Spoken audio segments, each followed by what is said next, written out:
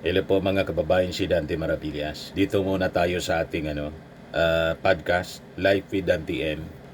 Nakakalungkot po yung nangyari sa Cebu and neighboring provinces. Alam niyo na po siguro yung tumama na 6.9 magnitude na lindol. Actually, pati dito sa amin po. Naramdaman namin yung shaking.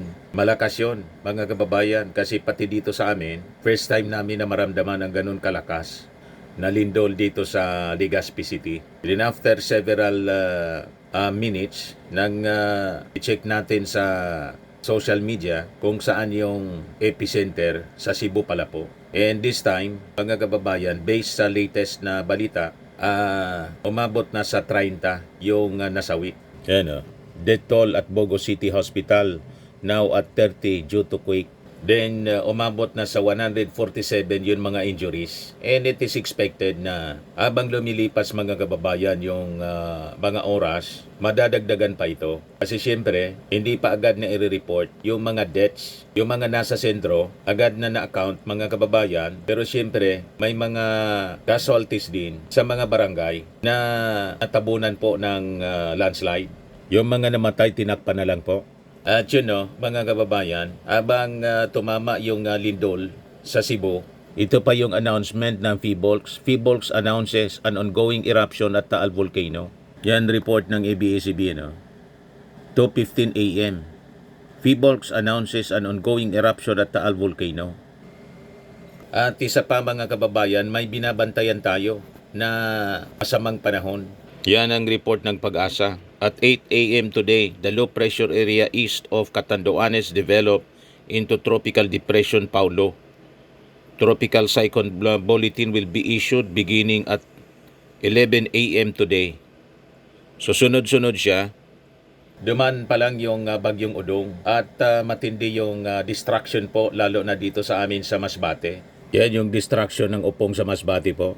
Pero tuloy-tuloy ang relief operations ng ating gobyerno. Yan po yung mga injured.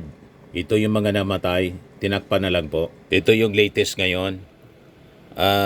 May aftershock pong naramdaman. 4.4 na lindol sa Bogo City, Cebu. Kaninang 7:01. Kaya hanggang ngayon taranta. Ang mga tao doon po. Takot na takot. Ngayon pa lang, kapapasok na balita, yung Palasyo Malacanang mga kababayan, nagpalabas na ng utos sa lahat ng government agencies to provide help to communities affected by the magnitude 6.9 quake sa Cebu.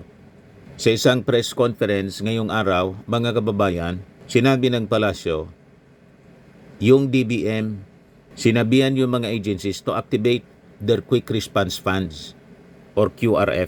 Itong QRF serves as emergency standby facility designed to finance urgent relief and recovery initiatives helping communities return to normalcy after disasters such as earthquakes and typhoons, sabi ng Palasyo. DBM regional offices in Central and Eastern Visayas were instructed to coordinate with the regional counterparts from the OCD to identify requirements where DBM assistance may be extended.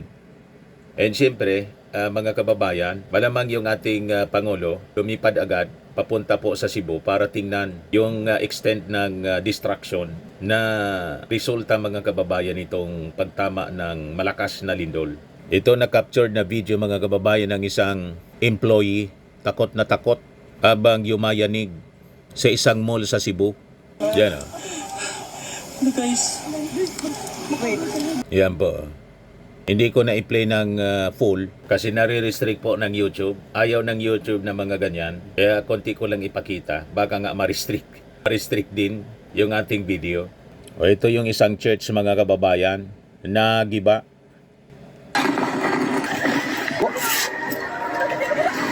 Diyan kuha mga kababayan ng mga taong nasa paligid. Labasan yung mga tao sa mga buildings at sa kanilang mga bahay, sa mall. Ito yung nangyari mga kababayan sa McDo. Giba yung McDo. Totally, i-condemn na lang po yan na building na yan. Wala nang pakinabang yan. Ito, Shrine of Santa Rosa de Lima sa Daan Bantayan. Di ba? Diyan yung kalagayan po. Aftermath ng lindol. So, under state of calamity na po ang Cebu Province. Ito yung mga cracks sa kalsada.